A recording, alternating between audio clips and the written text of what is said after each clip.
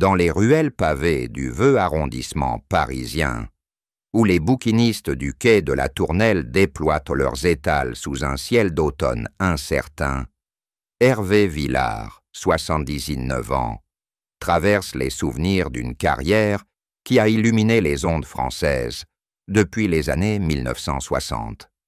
Né René Villard le 24 juillet 1946 dans la capitale, cet auteur-compositeur-interprète, immortalisé par Caprice et Fini, incarne un paradoxe vivant, la gloire éphémère d'une époque yéyé et les aléas d'une fortune fluctuante. En cette année 2025, alors que les échos de ses tubes résonnent encore dans les cabarets de province, sa trajectoire personnelle révèle un attachement viscéral aux biens matériels, fruit d'une ascension fulgurante et d'une gestion parfois imprudente. Des demeures nichées dans des paysages verdoyants, aux collections discrètes qui trahissent un goût pour l'élégance intemporelle, son existence oscille entre faste discret et contraintes actuelles. Cette enquête, menée à travers des confidences et des observations, décortique les strates d'un patrimoine qui, loin des paillettes, porte les marques du temps. De l'héritage familial à l'opulence conquise, en passant par les choix qui modèlent son quotidien, nous entrons dans le premier chapitre d'une saga où le luxe se mesure autant en mètres carrés qu'en mélodies inoubliables. Hervé Villard grandit dans l'effervescence post-guerre de Paris, au sein d'une famille ouvrière du quartier des Gobelins, où les ateliers de tapisserie bruissaient de métiers à tisser et de rêves d'ailleurs. Son père, employé au chemin de fer, et sa mère, couturière à domicile, inculquent dès l'enfance un sens pratique du quotidien.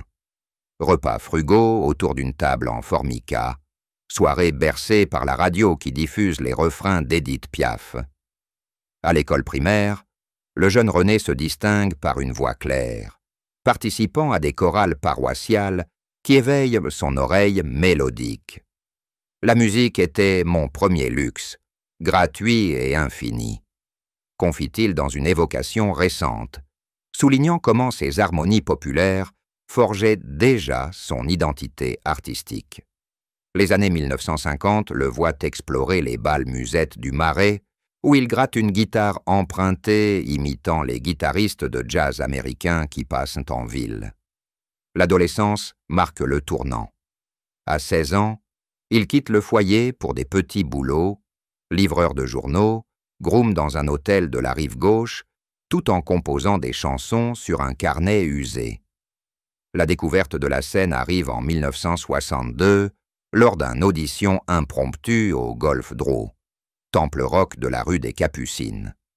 Son interprétation timide d'une ballade italienne séduit les programmateurs, et Caprice et Fini, adaptation d'un tube napolitain, explose en 1965.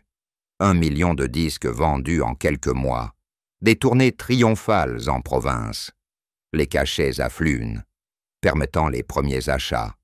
Un appartement modeste dans le 13e arrondissement, meublé d'un piano demi-queue et de vinyles importés. Cette période effervescente transforme le garçon des Gobelins en vedette. Contrat avec Barclay Records, passage télévisé chez Guy Lux. Analysant cette phase, on discerne un élan vital.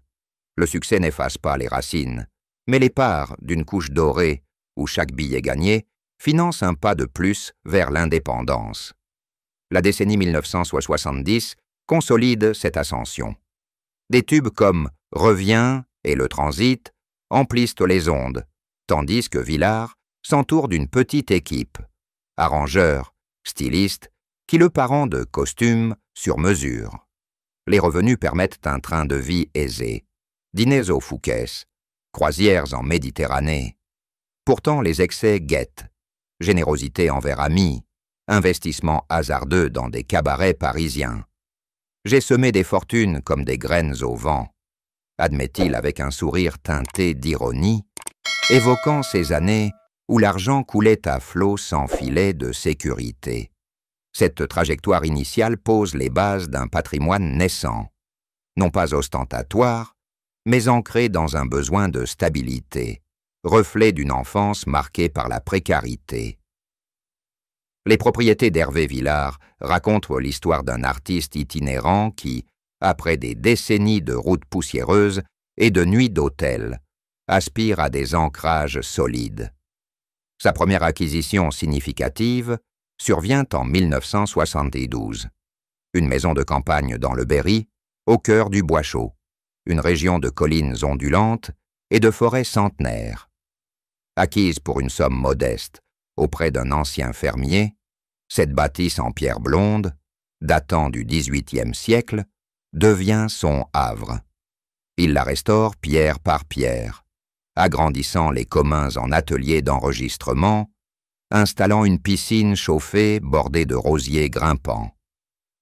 C'est ici que les chansons naissent, au rythme des saisons, décrit-il lors d'une visite guidée en 2010, où les murs blanchis abritent une bibliothèque éclectique, partitions de Verdi côtoyant des biographies de troubadours provençaux. Cette demeure, vendue en 2016 pour financer des tournées internationales, symbolise une ère d'expansion. 300 mètres carrés de confort rustique, avec vue sur les prairies où pestent des chevaux qu'ils montent au lever du soleil. En 2025, son attachement au terroir persiste à travers une nouvelle propriété dans le Cher, un domaine de 15 hectares, niché près de Saint-Amand-Montron. Acquis discrètement en 2018, ce bien, une longère rénovée avec dépendance, sert de retraite annuelle. Les jardins potagers, entretenus par un jardinier local, fournissent herbes et légumes pour ses repas solitaires, tandis qu'une salle de musique insonorisée accueille répétitions impromptues. Je suis très attaché à ces terres. Elles me rappellent que la gloire n'efface pas la terre natale, affirme-t-il dans un entretien automnal, où la brume matinale enveloppe les chênes centenaires. Cette acquisition, estimée à plusieurs centaines de milliers d'euros, reflète une gestion prudente. Pas de folie architecturale, mais une intégration harmonieuse au paysage, avec écurie pour 2 pur-sang arabes. À Paris, le VE arrondissement abrite son pied-à-terre principal, un hôtel particulier du XIXe siècle au cœur du quartier latin. Étendu sur 3 niveaux, il totalise 250 mètres carrés, avec bow windows donnant sur la Seine et un escalier en fer forgé menant à un toit-terrasse planté d'oliviers en pot. Meublé de pièces chinées, un Steinway de 1920, des tapis persans. Cet espace respire l'élégance bohème. En mai 2025, des rumeurs agitent les colonnes People. La mise en vente de cette résidence pour 2,5 millions d'euros, motivée par des ajustements budgétaires. C'est une décision pondérée pour préserver l'essentiel, explique-t-il calmement, minimisant l'événement sans en révéler les détails. Analysant ses choix immobiliers, on perçoit une évolution. Des refuges ruraux pour l'inspiration aux appartes urbains pour la proximité des studios, chaque bien matérialise une phase de vie où le luxe réside dans la quiétude plutôt que dans l'étalage. Les voitures d'Hervé Villard incarnent son amour pour les routes sinueuses, vestige d'une jeunesse passée à sillonner l'Europe en combi Volkswagen. Sa collection, modeste mais soignée, trône dans les garages attenants à ses propriétés. Au Berry, un garage vitré abrite une Mercedes-Benz 300 SL des années 1960, un roadster rouge cerise restauré par un spécialiste de Deauville. Acquise en 1995 pour 150 000 euros, cette icône du design allemand, avec son toit papillon emblématique, sert pour des escapades vers la Côte d'Azur, où le ronronnement de son 6 cylindres évoque les virages de la corniche. Elle représente la vitesse sans excès comme mes chansons, commente-t-il lors d'un essai printanier. où le cuir patiné et les cadrans chromés rappellent une ère de voyage spontanée. En 2025, sa flotte parisienne s'est recentrée sur l'efficacité. Une Range Rover Autobiographie noire, achetée neuve en 2022 pour 120 000 €, domine le parking souterrain du Weberverwesen. Équipée de cuir pleine fleur et de systèmes audio Bose, elle facilite les trajets vers les salles de concert comme l'Olympia, où il se produit sporadiquement. Un modèle hybride, choisi pour sa discrétion écologique, reflète une maturité. Moins de chevaux fiscaux, plus de kilomètres parcourus en silence. Les voitures Cebit ne sont pas des trophées, mais des complices, précise-t-il, évoquant des souvenirs de tournées où ces bolides transportaient guitares et amplis à travers la France profonde. Une troisième pièce maîtresse, une Citroën DS décapotable de 1970, sommeille dans le Cher. Peinte en bleu nuit, elle incarne l'héritage français, avec suspensions hydrauliques qui adoucissent les chemins de traverse. Rachetée en 2019 à un collectionneur lyonnais pour 80 000 €, elle sort pour des rallyes vintage, où Villard, casquette vissée, slalom entre vignobles bourguignons. Cette sélection, alliant vintage et modernité, souligne une philosophie. Le luxe automobile comme extension de la personnalité, alliant performance et nostalgie sans ostentation. En examinant ses choix, on note une constance. Des véhicules qui privilégient le confort solitaire, écho à une carrière de saltimbanque devenue sédentaire. La fortune d'Hervé Villard, évaluée autour de 5 millions € en 2025, découle d'une carrière jalonnée de royalties persistantes et de contrats éditoriaux solides. Les droits d'auteur de « Capri, c'est fini », toujours diffusés en radio et streaming, génèrent annuellement 200 000 €, complétés par des prestations live, une vingtaine par an, à 10 000 € chacune. L'argent arrive encore comme une vague fidèle, observe-t-il dans un bilan récent, où les plateformes numériques ravivent l'intérêt pour ces archives.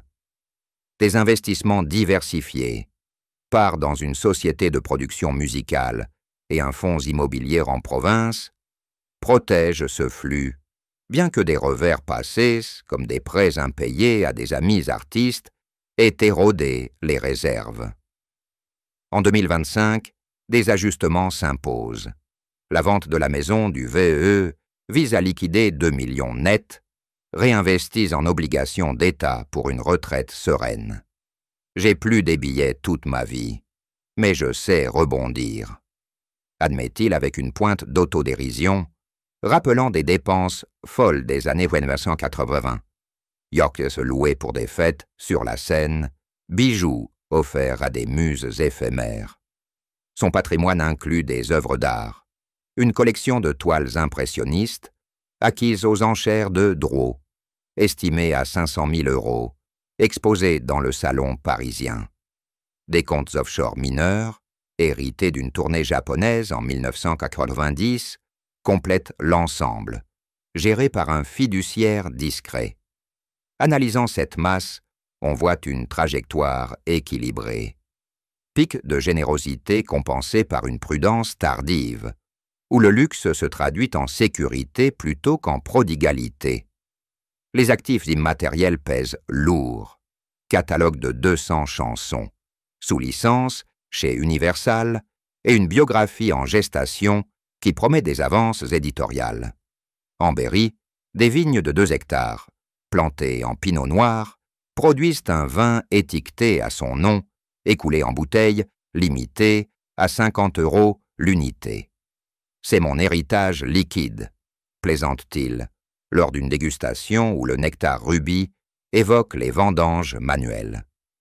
Cette diversification, musique, immobilier, art, illustre une vision holistique, le patrimoine comme toile vivante, tissée de notes et de pierres, résistant aux marées du show business. Au-delà des murs et des moteurs, les trésors personnels d'Hervé Villard révèlent un raffinement caché, nourri par des voyages et des rencontres. Sa plus fameuse manie, une collection de plus de 400 écharpes en soie, amassées depuis les années 1970 lors de passages à Lyon, capitale de la soie. Rangées dans des tiroirs capitonnés du grenier berrien, ces pièces, hermèves aux motifs exotiques, foulards artisanaux de Comines, forment un arc-en-ciel de textures chatoyantes. C'est ma folie, un luxe tactile qui apaise l'âme, avoue-t-il en 2025, dépliant une pièce bleue, nuit brodée de perles, acquise à 800 € lors d'une foire milanaise. Chaque écharpe porte une histoire. Une de Venise pour un amour d'été, une autre de Tokyo pour une tournée sold out. Cette passion s'étend à la bijouterie fine. Une dizaine de montres vintage, dont une Patek Philippe des années 1950 à 50 000 €, exposée dans une vitrine sécurisée à Paris. Héritée d'un oncle horloger, elle tic-tac au rythme de ses compositions, rappelant que le temps est le vrai joyau. Des vinyles rares complètent l'ensemble. Éditions originales de Brassens et Brel, signées lors de duos oubliés, valorisées à 20 000 € au total. Ces objets ne s'achètent pas, ils se collectionnent avec le cœur, précise-t-il, lors d'une après-midi où il époussette un 45 tours jauni. En 2025, ces biens, assurés pour 300 000 €, servent de rempart symbolique contre l'usure. Non pas pour revendre, mais pour contempler, dans un rituel solitaire qui équilibre la vie publique.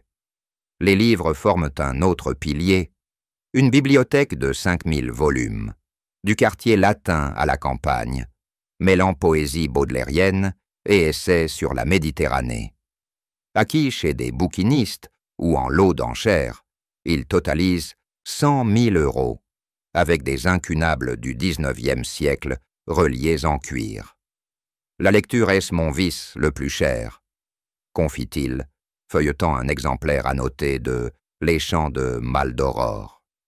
Analysant ses accumulations, on décèle une esthétique cohérente.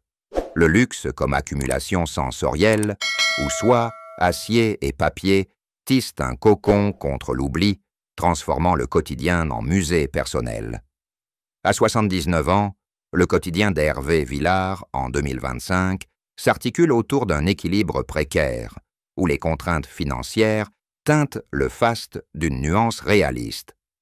Les matins parisiens débutent par un café serré sur la terrasse du VE, face aux péniches qui glissent paresseusement, avant une séance de yoga adaptée pour entretenir une silhouette élancée. Le corps suit l'esprit et vice-versa, note-t-il, pratiquant des asanas face au dôme du Panthéon. Les après-midi s'emploient à des promenades dans le jardin des plantes, où il observe les paons déployer leur queue, inspiration pour une balade inachevée. Les dîners, souvent solitaires, privilégient des plats provençaux préparés par un traiteur, ratatouille et vin rosé de ses vignes, pour 50 € par repas.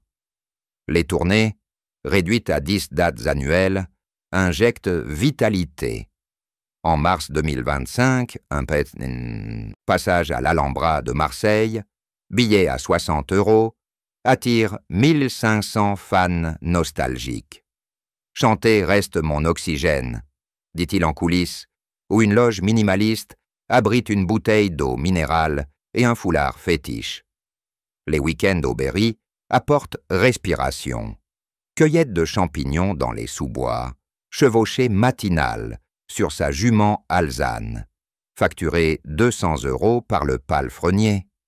En ville, les sorties se limitent à des théâtres comme le Châtelet, loge à 150 €, où il applaudit des hommages à ses pairs. Le luxe, c'est le temps volé à l'agitation, résume-t-il, lors d'une soirée où un taxi hybride le ramène à 40 € la course. Les relations sociales, élargies par des dîners avec anciens complices comme Michel Bergès-Heur, tournent autour de souvenirs partagés. Anecdote de studio des années 1970, arrosé d'un Chablis premier cru. En 2025, des consultations médicales régulières, cardiologue à 300 € la séance, rappellent la fragilité. Mais il les affronte avec stoïcisme, complété par des massages à domicile. Cette routine, budgétisée à 5 000 € mensuels, mêle austérité choisie et plaisir mesuré. Un abonnement à France Musique pour 10 €, des livres neufs à 25 € pièce. En scrutant ce rythme, on saisit une maturité affirmée. Le faste d'hier cède à une opulence intérieure, où patrimoine et mémoire se suffisent, malgré les vents contraires de l'actualité, de l'actualité, de l'actualité,